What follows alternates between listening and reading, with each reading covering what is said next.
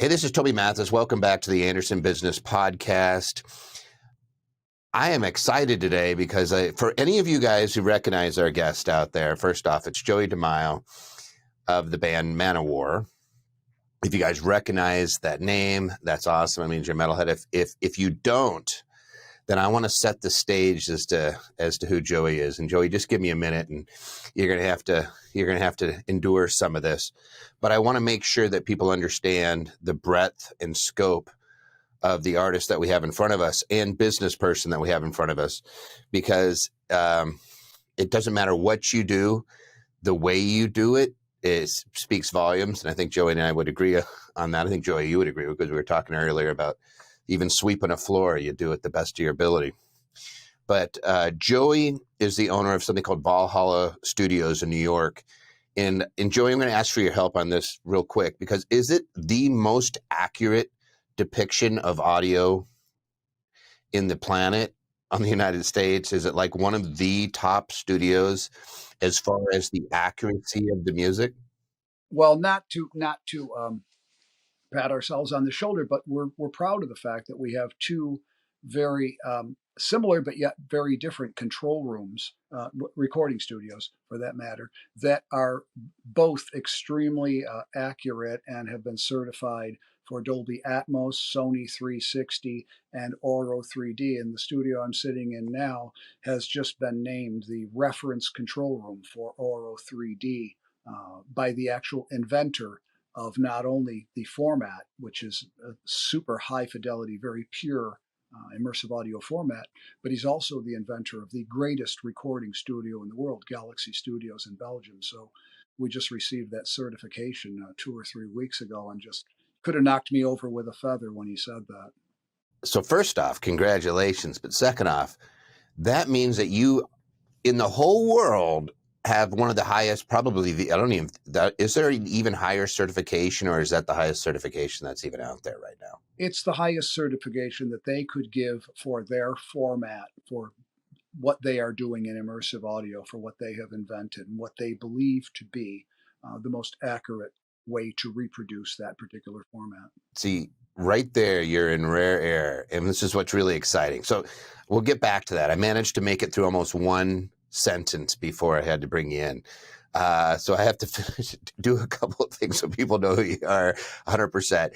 He also owns Magic Circle Entertainment Group, and founded as the bass guitarist and lyricist, engineer, and producer of the world-renowned metal band, call it rock band, Manowar, who, gosh, you've been around since when? Give people an idea. The band was formed in 1980. And you guys have been rocking it ever since. And I can say, because I went to your concert in Athens last year with one of our guys, Kareem the Dream here, who just is a true metalhead, and he's encyclopedic knowledge of this stuff, but still doing world tours and killing it. In fact, you're about to head out on another one, aren't you? Correct, in about 2 weeks. Jeez Louise. All right. So I have to get through some of this stuff because it's 1980 and it's over, 19 albums? I think 14, something like that. But I mean, if you count live albums and singles and EPs, of course, it's right around that number. And you've done over 35 world tours. So, like, you've been on the road. Like, when people say, oh, I hit the road, 35 actual world tours. Yeah, and I've racked up some frequent flyer miles in that time, that's for sure. And you do everything, right? Like, you're self-managed. You guys do everything through Magic Circle Entertainment Group, right? Yes, not by choice. I never found my Peter Grant. As you know, Peter Grant was the legendary manager of Led Zeppelin, and he was like a fifth member of the band. And he was just, I think he was the standard by which all managers, at least at that time, were judged, and probably, still should be in many ways. Here's the things that amaze me. So, I'm not going to just keep beating on you, because you have a pedigree that's a mile long. But you're also a PhD in music, right? Yes, I have been fortunate enough to have that honor bestowed upon me through a couple of organizations in Europe that look for people who are able to achieve something and share it with the world. And therefore, you are passed among a group of people who are experts in any particular area. And they kind of evaluate you, what you have been able to do.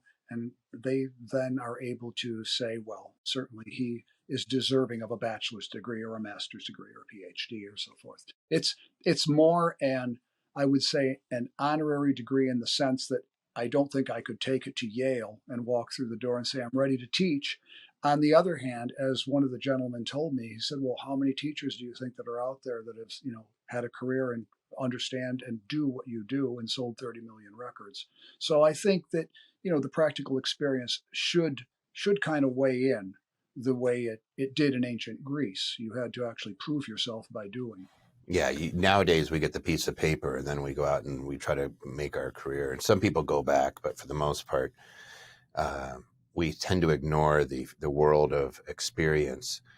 Um, but I just wanted to touch on that because you have a background. I remember you did Jesus Christ Superstar and a bunch of production in things other than metal, right? Like that was something you did with orchestras, and I know that you've done composing and you've done some really cool stuff. But you're not just, hey, I've been in a metal band since 1980. That's one of the most successful metal bands on the planet. In the United States, we would love to see more following, but you have a huge worldwide following. Like, just for kicks and giggles, go out there and Google Manowar and look at some of the concerts. I know there's one Warriors of the World, I believe. I'm trying to think of where it was. It might have been in Brazil, but 75, 80 million views or some astounding number. Yeah, You have a huge fan base around the world, right? very, very fortunate and very blessed to have come upon a style of music that, as long as you are true to your music and you're true to the fans and your quality, never dips, I think you could play for your whole life. And I've always admired bands like, well, that are still playing today. I mean, in Europe, at least, you have bands like Uriah Heep, Deep Purple, Led Zeppelin could play for the rest of their lives, AC/DC, even Metallica, who are a current band, but they, of course, started in the 80s or maybe even sooner. And I think this kind of music is something that is a lifestyle, and people just like bands and stay with them in this genre. So I was fortunate enough to fall in love with this style of music early on. And briefly about what you were talking earlier, I was lucky enough to land a job in a pit orchestra for a couple of Broadway musicals, which kind of really put me on the path to understanding and studying classical music. So I think that's what you were talking about, and that was also just a wonderful experience and a tremendous education, really studying with some excellent musicians. I mean, really world class orchestral musicians, and it kind of made me realize that everything I had done up to that point was good foundational work for performing live, but to work with studied musicians that could Mhm. really read music and understand theory, harmony, counterpoint, orchestration, arranging, all of the other things that are so vital to and can be applied and are applied to rock and quote unquote pop music or any recording at all. It was a blessing to just kind of fall into that. It was good fortune, good luck. When did you realize that your livelihood in your life was going to be music? Well, I saw the Beatles on Ed Sullivan when I was 10 years old, and it was October of 64. And I said, well, my God, that's definitely for me. I mean, nothing could be more perfect. Long hair, girls screaming, play a guitar. This just looks wonderful. Saw them the pictures of them at the airport landing on the jet. And I said, well, this is obviously something that's right for me. And then after playing early on, I actually joined a band almost immediately, a couple of weeks after I took lessons, even though I didn't really know what I was doing. Uh, I suddenly realized that hour on stage is interesting and fun, but the other 23 involve things like logistics, counting, and all of the other components that without you certainly can't get on stage and play. And so there's this idea of, yeah, this is a business podcast, so I'm going to bring it back to the business of music. So you're Yeah. talking to people out there that maybe they're a musician, maybe they're thinking about becoming a musician or taking it to the next level. What are a few things that people would be surprised to know about the business of music, having been on it on the inside for decades? What are a few little Well, nuggets? yeah, a good question. I think that the musicians of today need to really think of yourself as a split personality.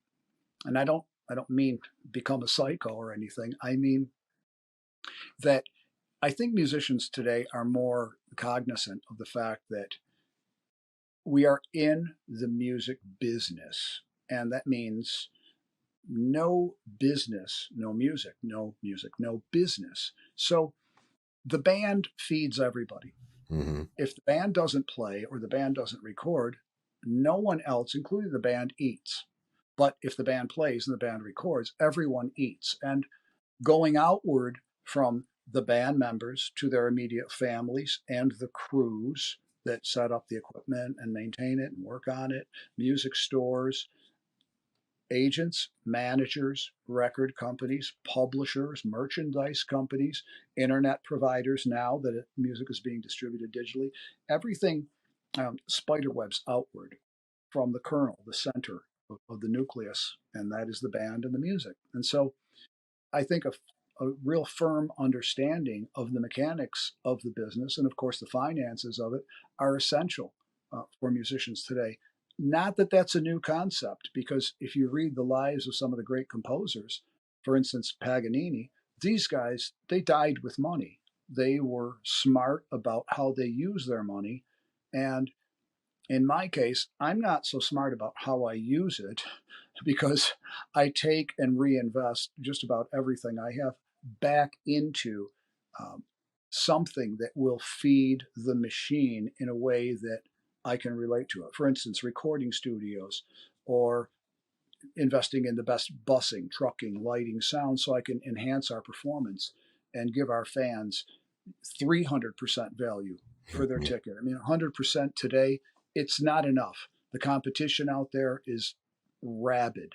So I feel that I have to exceed, at least, 150%, consistently to give the fans the feeling that what we're doing is really from the heart and it's all for them. And I think you have to really go that extra mile. And if you're not prepared to commit to a life, kind of a Zen life of a monk in terms of your dedication to your instrument, to your music, to what you create, then you better be lucky enough to have an uncle that works at a record company Mm-hmm. or somewhere that you can just do whatever you want, but still do your art and have it work.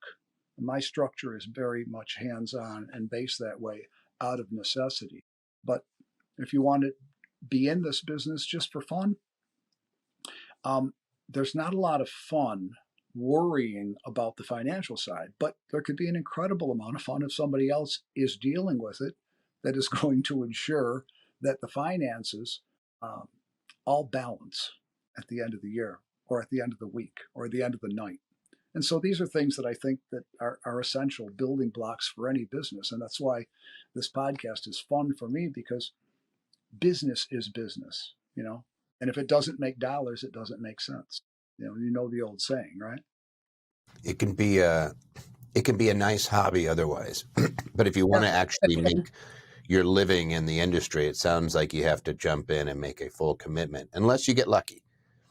And you brought up something that's very, very true. And this goes for people who just really enjoy playing. And I have so many clients and people, because I have a consulting company as well. I have so many people that are in their mid 50s and they're like, look, I'm ready now to make a record. I'm retired or semi-retired, or I'm in a financial position where I want to buy that dream guitar and amplifier. And it's like, that is amazing, because you're really doing something that's pure and from the heart. And it doesn't matter whether you want to play country or jazz or blues, or you're going to do something from the heart, and it's going to be great.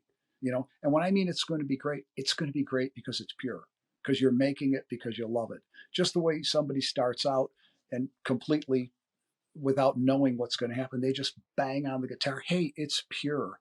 And that's great because if you're doing it for that reason, then you're always going to be happy. You're not doing it necessarily for the money. But if you're doing it for the money, then you have to think about other parameters. But like you said, you can be just as happy in your garage with a few friends, and a few beers and blast and have a great time. It's all knowing what you really want from the business because you'll get from this business what you put into it. Exactly proportionate. 5 hours a day, that's what you'll get back. That's a good way to look at it. And it's kind of like, because there's the people that get their guitar and then they're going to play it. And then all of a sudden they want to be in a band. And then they're wondering why they're not getting signed. And now we have the internet. So like when you started, um, you didn't have the internet, right? No, It was, you got on TV or the radio, right? To get heard. right. Was that really it? What anything else? Maybe live Yeah, venue? there were magazines. Yeah, back then the rock magazines were important, and of course, touring is always important because if you can't deliver a great performance live of the music that you've recorded, then you're missing half of the fun. First of all, personally, I think the audience is missing the half that they're kind of looking forward to after they get a recording. So you got to be able to get out there and deliver and kick ass in whatever you do, just like a sports game. I mean, Yep. You got to be able to bring it. Well, and yeah, I've witnessed you bringing it. And speaking of Manowar and bringing it, can you do a little bit like explain to somebody who doesn't know who Manowar is, what Manowar is, about your music, your fans? Why do you have this huge following? Quite literally, what 40 some years later from your yeah. I, founding, and I think I think we were fortunate that the music that we perform and the lyrics are based in empowering people to shrug off a lot of the things that you deal with growing up that maybe you hang on to. Mhm. When I started playing at 10 years old, I can tell you I didn't get a lot of encouragement from even members of my own family, friends, people. Turn it And down, turn it down. it, You know, it, it's too loud, or who do you think you are? Get a lunchbox and go to work. And, Mhm.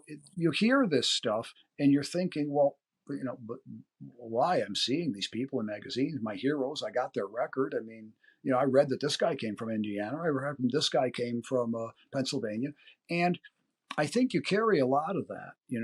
And I wanted to be able to inspire people to realize that it doesn't matter who you are.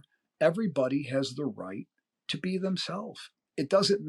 Other people cannot and are unable to define anybody else. If that was the case, then we could go to somebody and they could say, "Oh yes, I can clearly see that you are a nuclear physicist." That's great. Or you live in Vegas. Oh no, I can see that you are a top high roller. Go there, and bet the farm, and you're guaranteed to win. It doesn't exist. So I wanted to write some kind of music that would make people feel empowered, powerful. Um, and I've always liked movies where, in the end, you saw those Clint Eastwood movies where the guy rides into town, he's a stranger, nobody knows him, they beat the life out of him, and then he comes back and kills all the bad guys and rides off at the end of the movie with the girl on the horse. I think not necessarily that framework, but the sentiment behind it is there's got to be some good in it for the good people. And if you feel that way about yourself, you've got to hang on to that and not let yourself get beat down. I saw an interview with Henry Winkler once where they were talking to him about his audition, and he said, I was going to go in for the Fonz, and I reminded myself every day there's a little guy on my shoulder, and he whispers in my ear, "You can do it. You got the stuff. Don't worry." And then there's this other guy going, "Yeah, right. Don't listen to him." He goes, and if you Mhm. don't beat that guy down every day, he gets taller and taller. And I thought that was a pretty good analogy. I think you got to remind yourself that you got the right to be happy and don't listen to other people because if you do, you could have spent that time practicing a guitar or practicing your singing or practicing your business mathematics or your investing, whatever you want to do. You just got to believe in yourself and not put the blinders on like they do with those horses and just keep going straight. And that's kind of the essence of the music. And I think the honesty of what we're trying to say is time honored. I mean, I'm not inventing anything new. I'm just, repeating some of the great phrases and some of the great feelings that all these amazing books, the Iliad, the Odyssey, you know, have brought to life, and some of the classic stories about all these great heroes. And those were the kind of movies that were made when I was young. So naturally, that influenced me to want to realize that I think everybody could be and is a hero in their own way. I mean, the fireman that runs in and saves a baby from a building, that guy's a hero. The guy that works and puts food on the table for his family, like my dad, that guy was a hero. And I think everybody is their own hero and should be. And if somebody tells you different, they're not friends. Yeah. And so somebody should go listen to Manowar and put yourself in that state of mind of like, I just punched my mic. Yeah. You know, And feel good about yourself. And for the time that you're at that concert, you're with other people mhm. that want to be there to enjoy the fact that you're going to recharge your batteries. You're going to get away from the stuff we all have to deal with. I mean, we have to face reality, but it doesn't mean we can't take time away from it, to enjoy a good movie or a good dinner or a great concert or have fun in whatever way we do. Yeah, absolutely. Well said, and puts everything kind of in perspective. Now, for you, you are immersed in the business of music, not just from the production and you're actually playing, and you have multiple businesses that are associated in the industry. But you've had a lot of success in all of them. So like the band Manowar has been going out and still going out on tour, but you also have, is it 2 or 3 studios now that you have running that are professional grade studios that you actually Too. 2? And Mm-hmm. you've won awards, or scores have been written there and produced there that have actually won. What was the most recent? The first one that we did was quite a surprise. We did a film called Judas and the Black Messiah, Mm-hmm. and that was an amazingly powerful film, and it was just a shock to us. The gentleman mixing it, Jim Anderson, he's one of the most foremost jazz engineers in the world, and he's used to working at places like Skywalker Ranch, Mm-hmm. and he came to us and said, I'd like to check out the studio, and he mixed it, and we ended up winning awards for that movie, which was just a knockout, and that was during COVID. Besides, so yeah, things like that pump you up with good energy. In addition to that, I have a consulting company as well for people that are interested in the music business. In addition to that, we sell our own merchandise, print it. I go to the printery Mm-hmm. and I look at every shirt, make sure that everything is up to the standards of quality, and kind of hands-on in all the various entities that compose uh, the structure that is required to house and maintain a band, recording the music, distributing it, Mm-hmm. uh, performing, playing, the travel, the logistics, all of that's addressed, by myself personally and the team of people. I have 2 great people. I have Manuel Aruda, who's our business affairs manager, who you met, and of course Suzanne Wagner, who's our operations manager. I mean, without these 2 people, I wouldn't be able to do what I do, and along with the rest of the wonderful people that you've also met on tour. I'm very, very blessed, I have to say. I got to tell you, I just like Suzanne's last name, because every time I think of Wagner, I think of, what is it, Flight of the Valkyrie, and it's the Right. old multiple. I don't know, goofy things, but just the da da da da da. We used to always sing multiple. Yeah, Absolutely. multiple Yeah. What multiple that's an example. So yeah, I always. That's exactly what I'm talking about, Mhm. though. When you hear that music, how could you possibly be down? How could you be depressed? You hear that music, you fill yourself up like a balloon with good But energy. Wagner also typifies everything you just said, because he had to get sponsors to basically support him while he wrote some of the most amazing operas. For those of you guys who don't know Wagner, just Google Wagner and you'll recognize probably 5 or 6. Like everybody's wedding walks out to Wagner. It's like one of the greatest composers of all time, and he would have to move away from his family to go so somebody would support him and so he could write an opera. Yes, and I think that's the thing also about musicians, and a lot of that has not changed because musicians traditionally did rely on support. Well, I guess we still do, um, from people that had the financing. I mean, when you start out today, you need the big money from a big record company in order to be a big artist. And do people break through? Sure, they break through to a point, but from that point, if you're going to be a Beyonce, you need the machine that works with the Beyoncés, the Lady Gagas, the Madonnas, and so forth, Hmm. the Jay-Z's, and all of these people. That's a whole different level of success, and you kind of prove yourself worthy of that by the work that you do and the quality of the work. And it's something that has to be forged over time. So what do you say to somebody? Let's say that it's a small band. And I think of young people, but here in Vegas, I'm realizing there's a lot of bands. There's punk bands here where the front man is 50 some years old. And I'm looking at them like they're just really grinding away, crafting their trade. They have their following. And then you hear about people signing with the label. You always hear like, "Oh, I finally got signed." I was in Seattle when the grunge thing hit, and everybody and their mother was getting signed, and then you'd never hear from them again. Like I always thought it was like the Correct. black pit. What do they do? They take you and produce your album. It didn't sell, and you're gone. What do you say to Correct. Yeah. somebody? Is that a route that people should really be considering? Is that the ultimate goal, or would you advise people, hey, you know what? Do your own thing, create your own. Like the internet's so different nowadays. You get things out there. What's your advice to especially the young artists? Well, as I said, I have a consulting company, and I I have people that will contact me and want to come in and say, oh, would you speak with my son or my daughter? She wants to be an actress. He wants to be a rock star, and so Hmm. forth. And I'll use that word because it's a popular word. And the first thing I'll say is, why why do you want to be in this business? What makes you want to do it? And you can tell immediately somebody whose intention is because I love music and I want to play music. Now, then the next question is, would you be happy the rest of your life if you never made any money and you just want to play music?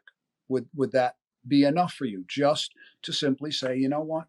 I play my guitar, I play in a little bar every now and then. I have a beer and I have a sandwich. I have a modest apartment. I'm lucky to be able to support myself from my music. I give lessons, and that's my life. It's a very Zen way of thinking, right? I mean, do you know many martial artists who, other than MMA guys, who are looking at the financial aspect? I mean, some of the people that I have met who have been, true masters, I don't believe they went into it for the money. Now, they may have used and parlayed their success after a certain point and been able to monetize it. But I think the initial thought was, I just love this and I want to do it. Like, why does a sculptor sculpt? You know, so I think the intention has to be clear in the person. If they want to be a rock star or an entertainer or a performer, that's a different thing than being a musician, because a musician can play his music in his bedroom. He doesn't need a record company. Hmm. He can play his music in his living room, play by himself, play in the subway. That's a musician, somebody who just wants to play a particular instrument. And somebody who wants to perform live in front of 50,000 people, well, you may still be a musician and a great musician, but you have to have a different set of priorities and how you devote your time. And Hmm. for me, I feel that in order to be a great musician, if that's what you want, then most of your life is going to be spent becoming a great musician. Whether you're going to be a composer, you're going to have to sit around and compose until you compose something that's so amazing that it's enough to speak to you to then show it to the world. Or maybe not. Maybe you just don't want to show it to the world and you're able to support yourself and live in whatever style makes you happy, simply by listening to your own music in your house. So, you know, it's this vision of yourself. Where are you? Where do you see yourself in 2 years? Where do you see yourself in 8 years? Where do you see yourself in 20 years? Because you're in 20 years, you're going to be 20 years Hmm. older. So, are you going to still be happy playing in a local bar for 50 people? Nothing wrong with it. It's great. I mean, I have tons of friends that do that, and they're completely fulfilled and they're completely happy. Some of them have tried this thing and said, I tried it, I did it, and it was cool. for a while, but I can't see myself doing it. I can't see myself living out of a suitcase like you know. So I think it's being clear, with yourself, with your parents, with whoever's going to be around helping you, that the investment that's going to need to be made by yourself, spiritually, emotionally, in terms of your time, your effort, and somebody's going to have to pay for you to live while you're practicing 10, 12 hours a day, you know? So I think these are the things that have to be the most important thing: clarity of purpose. So that is really good advice. But somebody starting out, where does the money come from? Like, are they getting paid to go play places? Are they getting a beer because they played at a place, or they get, hey, you get an open tab, or you get a few dollars, or are they making their money from a record label who's selling their albums? Is it the merchandise? If somebody is getting started out, where does the money come from? Because I know you do these big, huge world tours. That's got to be millions of dollars of expenditure, and you're hoping to obviously get that back plus a return. But most people couldn't do that. I mean, they don't have that type of money or that type of following. So where do you monetize these things? Well, when taking myself as an example, and I think it's a good example because I was born into a very, very, I would say, middle class family. My father made $50 a week on the police force. My mother made $50 a week. I was an accountant at General Electric, and in those days they were able to save one paycheck. Um, but that's the way that I grew up, Mm-hmm. and in that scenario, all the gigs that I played, we split up the money. We ended up making $10 each. So you didn't really make enough money to live on your own had I not lived with my parents. And in fact, I never saw any real money to speak of until I was probably in my early 30s. Even my first record deal at 26 years old, we got $150,000, 50 to make a record, 50 to do a tour, and 50 to buy equipment. Mm-hmm. That deal is still unrecouped today. So I think these learning curves that one has to go through in business are important lessons to people because there is no money until you do something of Mm-hmm. value that proves you can monetize what you're doing. Now, there are outlets. There are people that just sit in their bedroom and make YouTube videos, and they do pretty well financially, I have to say. So there is a way to make a living today if that is the road you want to go. But those people I don't think tour that much or have the other side. I think you have to confine yourself to that audience that tunes in and watches you on TV. But it's like the old story: you can't get money from a bank until you prove to them you don't need it. And I think you can't get a good record deal until you can prove to the record company that you don't need them, they need you. Because without musicians and music, what are they going to sell? I mean, I know a girl who's making 200,000 bucks a year, and she's perfectly happy, homeschools her kids. She makes videos and music in her bedroom, and it's beautiful, and she sings beautiful, and she's been approached by every major record company, and she just tells them, "Look, I'm making 200 a year. If you can do better than that by at least double, I'll talk to you. If not, I don't need to change what I'm doing. I'm very happy." And it is a new Mm-hmm. world. So, but she's one of these exceptional people that is very driven, very motivated, very talented, and puts everything into her music. And I think it goes back to what we were talking about earlier. If this life is you, or whatever life you choose, sports, business, basketball, if it's you, you're going to find your way through everybody else because you're wading through the people that are come see, come sa. They're not 100% sure. When a chance comes to advance themselves, will they take it? I don't know. They're going to think, while they're thinking, you put your hand on your chin, you're dead. Somebody Yeah. already took the deal, It you know? you have to be ready to strike when the opportunity presents itself. I just think that's absolutely. I mean, people don't even realize that they had the opportunity. With nothing to hold you Yep. back, without even a split second thought. I mean, my bags are packed from the last trip. I washed the clothes, repacked. My my toiletries case sits on my bathroom table. It's there. I shave out of it. I work out of it. If the phone rings, I am literally able to zip up that toiletries bag, throw it in my suitcase, get in the car and go to the airport. And I've done that many, many times. I mean, I've flown to Europe, got off the plane, had a breakfast meeting in the morning, a lunch meeting in the afternoon, a dinner meeting at 5 at night, and got on a flight back at 7 at night to come back home. I mean, you can't let the grass grow beneath your feet.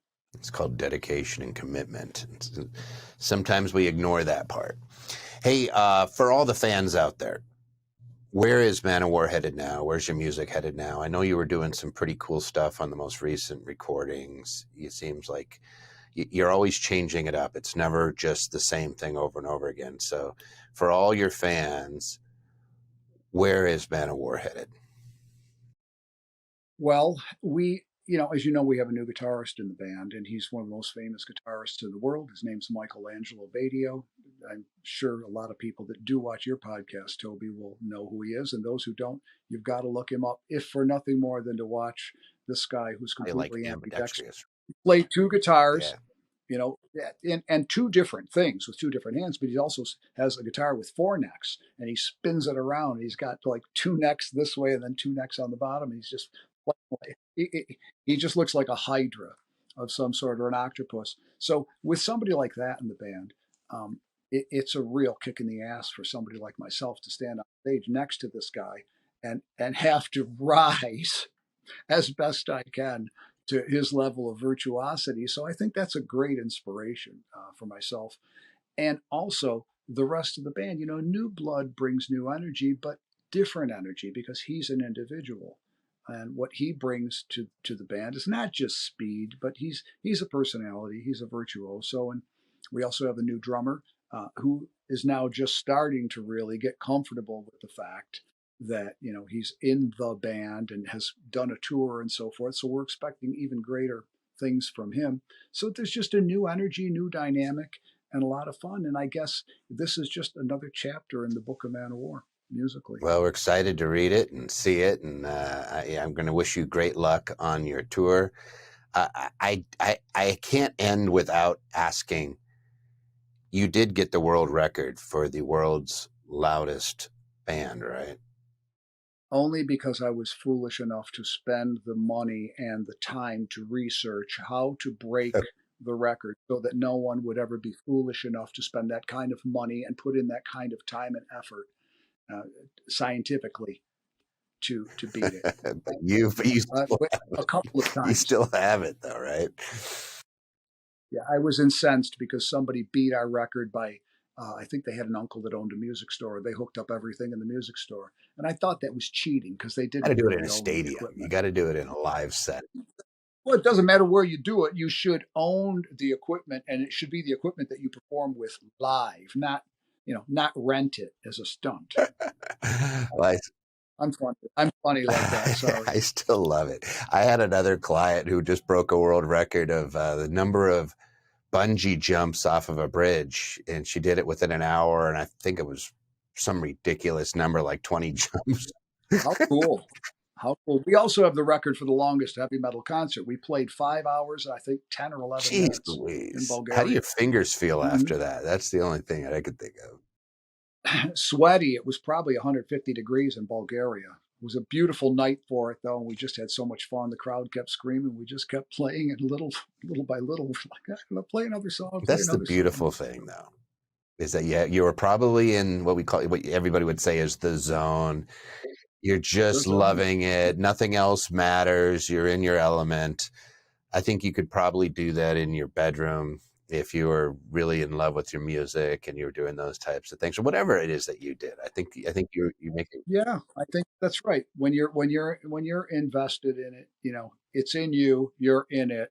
All of a sudden, it takes on a life. Absolutely. Well, I really appreciate your time, Joey. People need to go check out Manowar.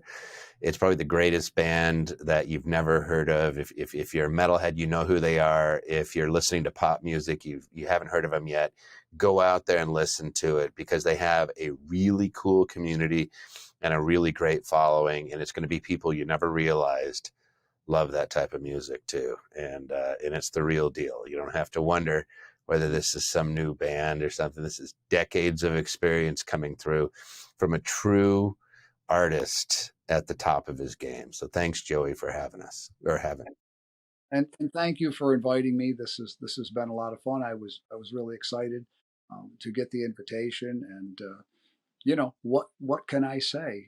I'm glad that you appreciate what we do. Certainly, I'm a huge fan of you and your company and what you do, and I, as I said before, I am very, very thankful that I learned early on that you really have to embrace the business aspect of what you're doing in order to fully enhance and control what you're doing, so that if I playing a festival and I Hmm. determined that we have to double or triple the PA system to make sure everybody can hear it with the same quality as they would hear it in their living room if they had a $50,000 stereo, then I'm able to do it because I'm in control of it. And I think that's a really important thing, and that in itself is a gift to be able to do that.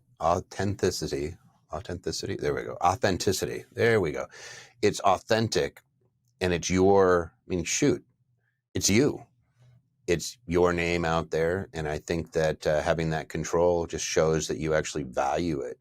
I worry about the people out there that give up that control, and then they can't be them true. Well, I think sooner or later you get it back. We've all gone through different phases with bad record deals, shall we say, as an example or something.